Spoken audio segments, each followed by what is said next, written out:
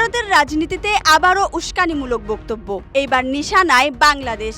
আসামের মুখ্যমন্ত্রী হেমন্ত বিশ্ব শর্মা একটি ছবি টুইট করে তুলনা করেছেন ভারতের শিলিগুড়ি করিডোরের সঙ্গে বাংলাদেশের দক্ষিণাঞ্চলীয় ফেনী নদীর দক্ষিণ পাশকে। উদ্দেশ্য কি? হুমকি না ঘৃণার রাজনীতি?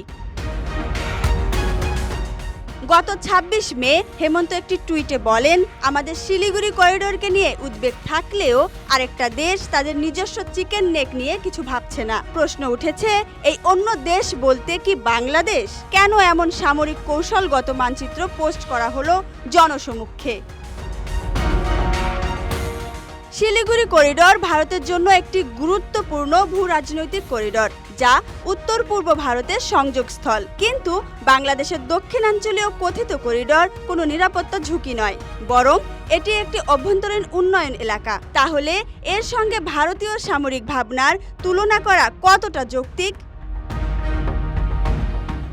অন্যদিকে হেমন্ত বিশ্ব শর্মার প্রচার করা মানচিত্রে বাংলাদেশের রংপুর অঞ্চলকে আলাদা করে দেখানো হচ্ছে। ফেনী থেকে দক্ষিণাঞ্চলকে যে চিকেন নেক বলা হচ্ছে তাও সঠিক নয়, কারণ মানচিত্রের ভূভাগকে ছোট দেখানো হলেও তার দক্ষিণ পাশটা বঙ্গোপসাগর, যেখানে কয়েকশো কিলোমিটার বাংলাদেশের অবারিত সামুদ্রিক ভূখণ্ড।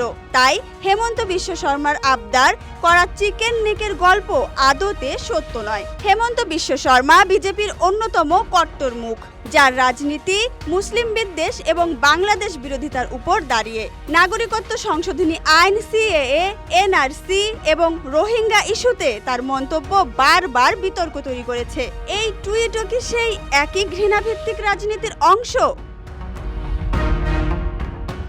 বাংলাদেশ সরকার এ নিয়ে কোনো আনুষ্ঠানিক প্রতিক্রিয়া জানায়নি, তবে বিশেষজ্ঞদের মতে এটা হলো এক ধরনের স্ট্র্যাটেজিক প্রপাগান্ডা, যা ভারতের অভ্যন্তরীণ রাজনীতিতে মুসলিম বিরোধী মনোভাব বাড়াতে সাহায্য করে। প্রতিবেশীর সঙ্গে বন্ধুত্ব নয়, বরং সন্দেহ ও বিদ্বেষ বাড়ানো যদি ভারতের রাজনীতির অংশ হয়, তাহলে সেটি ক্ষতি ডেকে আনতে পারে উভয় দেশের জন্যই। প্রশ্ন রয়ে যায়, হেমন্তর টুইট কি সত্যি নিরাপত্তা নিয়ে উদ্বেগ, নাকি বিজেপির ঘৃণার রাজনীতির আরেকটি নতুন মোড়?